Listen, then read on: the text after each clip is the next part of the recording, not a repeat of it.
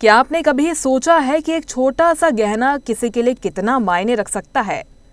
एक बुजुर्ग दंपति जिनकी आंखों में सालों की उम्मीद और संघर्ष की झलक दिखाई देती है।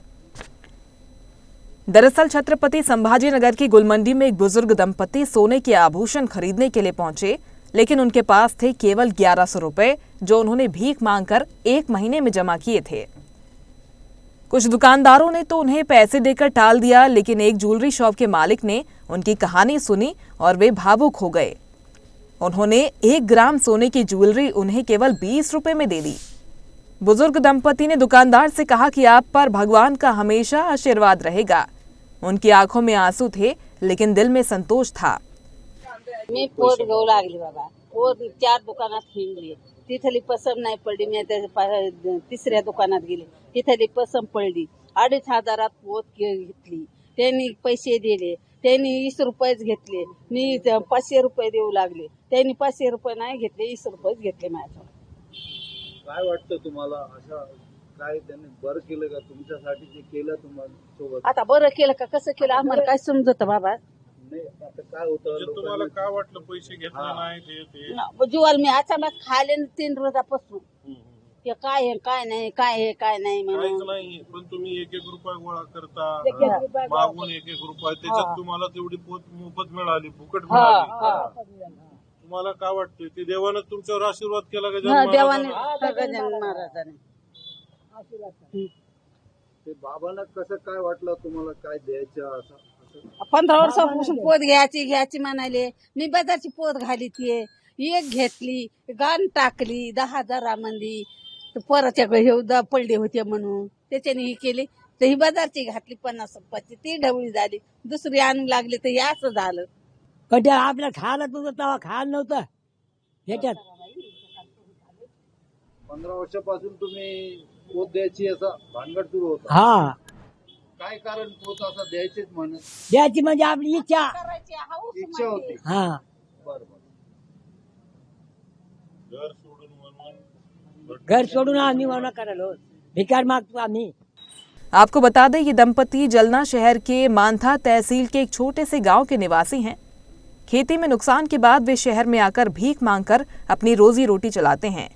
उनके पास बहुत कुछ नहीं था, लेकिन दिल में एक दूसरे के लिए अपार प्रेम और उम्मीद थी। ये जो है ना, एक बुजुर्ग आए थे, हम मराठी में आजी आजोबा बोलते हैं, तो उनको कुछ ज्वेलरी, वो बोले कि मुझे पोत लेना है, और वो पोत लेने के हिसाब से अंदर आए। उनको यहाँ पे स्टाफ ने पोत दिखाया, उनको एक माला अच्छा लगा, एक मंगलसूत्र की महाराष्ट्र में वाटी पहनते, वो वाटी अच्छी लगी। उन्होंने वो 2 चीज़ें ली। मैं ऑफिस में था ऊपर, तो एक मेरे एम्प्लॉय ने मुझे बुलाया, मैं नीचे आया तो उनसे जो बातचीत हमने की वो सब वीडियो में है। और प्रामाणिक बहुत थे, उनको पैसे देके ही लेना था, तो उन्होंने मुझे पहले 1120 देने की कोशिश की, फिर कुछ चिल्लर देने की कोशिश की, फिर आजी के पास, मतलब वो बुजुर्ग महिला के पास कुछ नोट थी जो 20 और 10 की थी, पूरे ऐसे जमा हुई थी, तो वो देने की कोशिश की। हमने वो मना किया, और वहाँ पे जो हमारा 1 ग्राम गोल्ड ज्वेलरी का जो बिजनेस है, उसमें से जो माला थी वो हमने उनको सुपुर्द की। वो वाटी जो पेंडेंट है वो सुपुर्द किया, और तो भी वो बोले कि हमसे कुछ ना कुछ तो लो।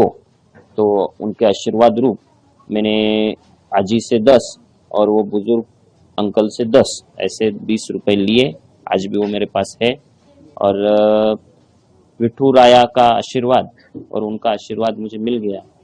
बता दें, बुजुर्ग दंपति शहर के गजानन महाराज मंदिर के पास स्थित एक मेडिकल पर जाते हैं, जहां वे अपने नोटों को छोटे सिक्कों में बदलवाते हैं और फिर उन पैसों को अपने बेटे को गांव भेजते हैं। मेडिकल वाले व्यक्ति ने उनकी पूरी कहानी बताई।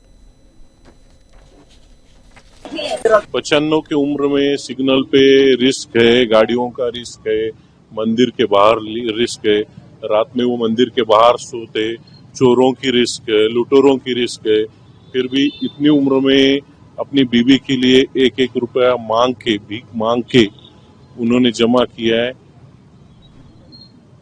और दूसरी बात, ये बाबा और ये कब ये- से आते हैं और क्या करते ये 2 साल से मेरे पास आते, 3-4 दिन में एक बार आते।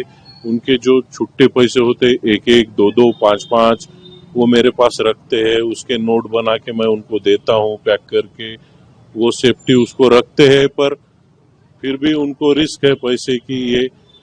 ये 3-4 दिन में एक बार आते, चिल्लर के नोट बना के लेके जाते, अपने गांव को जाते। इनका एक बेटा भी है, मजूरी करता है। वो मंठा साइड गांव है इनका, उधर खेती नहीं कुछ नहीं, वो भी ऐसा मजूरी है। इसलिए वो कर्जा था इनका, इसलिए ये औरंगाबाद आए। बच्चे ने इनके कर्जा कर लिया था, इसलिए ये औरंगाबाद आए काम करने के लिए। पर बाबा तो काम नहीं कर सकते, उम्र ज्यादा है।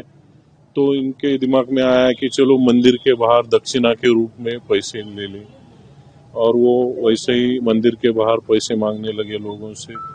दिन भर पैसे मांगते हैं, शाम में कुछ उन्हीं पैसों से कुछ तो खाना खा लेते हैं। बचे वाले कुछ पैसे वो हमारे पास लेके आते, उसके हम नोट बना के देते। काय करते मग बोलून घेते आणि काहीतरी व्यवस्था करून देते, पैसे देतो घेऊन ये हा? आणि काही भीती वाटली तर मला सांग. मुलगी कुठे आहे? समोर करा ना त्याला. लेटेस्ट खबरों के लिए लाइक, फॉलो और यूट्यूब पर सब्सक्राइब करें, बेल आइकन दबाएं, साथ ही विजिट करें swedeshlive.com पर।